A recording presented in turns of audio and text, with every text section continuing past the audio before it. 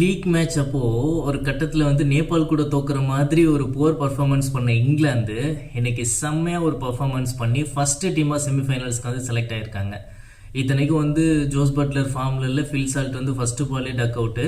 இந்த மாதிரி ஒரு சுச்சுவேஷனில், ப்ரெஷர் சுச்சுவேஷனில் கேப்டன் ஹாரி ப்ரூக் சூப்பராக கொண்டு போனார் டீமை அண்ட் ஜெயிக்க வச்சிட்டாரு. பாகிஸ்தானும் சொல்லவே வேணாம், எவ்வளோ ப்ரெஷர் போட முடியுமோ அவ்வளோ ப்ரெஷர் போட்டாங்க.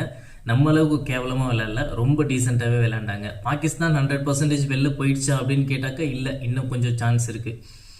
பார்க்கலாம் எப்படி போய் முடியுதுன்ட்டு. பட் இன்றைக்கி ஹாரி ப்ரூக்கோட இன்னிங்ஸ் வந்து அவுட்ஸ்டாண்டிங், சான்ஸே இல்லை.